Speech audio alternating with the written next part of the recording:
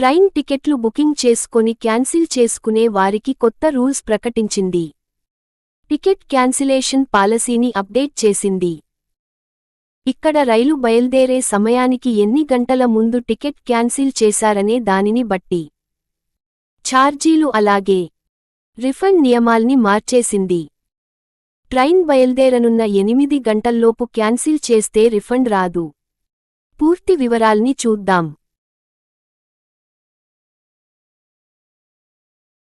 అక్రమ విక్రయాల్ని అరికట్టేందుకు అలాగే ప్రయాణికులకు మరింత సౌలభ్యం కల్పించే దిశగా ఈ కొత్త నిర్ణయాల్ని తీసుకున్నట్లు రైల్వే శాఖ మంత్రి అశ్విని వైష్ణవ్ తెలిపారు. ఇక్కడ కొత్త రూల్స్ ప్రకారం ప్రయాణ సమయానికి అంటే రైలు బయల్దేరే సమయానికి ఎంత ముందుగా టికెట్ క్యాన్సిల్ చేశారనే దానిపై ఆధారపడి ఛార్జీలు, రిఫండ్ వర్తిస్తాయి. ఈ సవరించిన నిబంధనల్ని ఏప్రిల్ 1 నుంచి ఏప్రిల్ 15 మధ్య దశలవారీగా అమలు చేయనున్నట్లు పేర్కొంది రైల్వే శాఖ.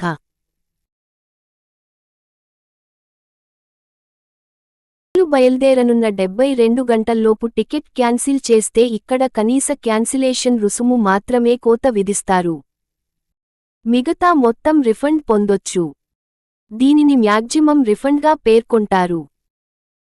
ఇక రైలు బయల్దేరే 72 గంటల నుంచి 24 గంటల్లోపు చూస్తే ఇక్కడ ట్రైన్ టికెట్ ఛార్జీలో 25% కోత విధించి మిగతాది రిఫండ్ ఇస్తుంది.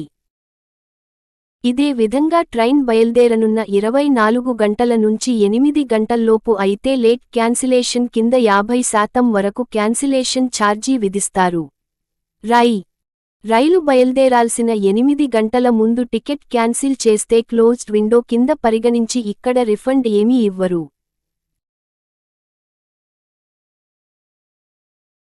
ఫుల్ డిమాండ్ ఉంటుందన్న సంగతి తెలిసిందే. దూర ప్రాంతాలకు కుటుంబంతో కలిసి వెళ్లాలన్నా, స్నేహితులతో కలిసి విహారయాత్రలకు వెళ్లాలన్నా,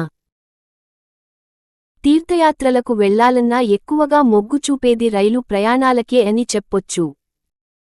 ఇక్కడ ముందే టికెట్ రిజర్వేషన్ చేసుకుంటే కాస్త కంఫర్ట్గా ప్రయాణం చేయొచ్చు. ఇంకా టికెట్ ధర కూడా ఇతర రవాణా సాధనాలు ఫ్లైట్, బస్సు, కార్లు వంటి వాటితో పోలిస్తే చాలా తక్కువగా ఉంటుంది.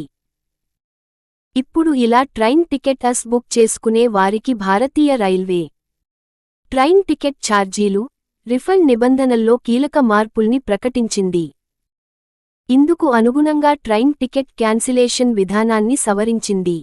గతేడాది డిసెంబరులో రైల్వే శాఖ కిలోమీటర్లను బట్టి ట్రైన్ టికెట్ ఛార్జీల్ని పెంచింది. ఇప్పుడు క్యాన్సిలేషన్, రిఫండ్కు సంబంధించి కొత్త రూల్స్ తీసుకొచ్చింది.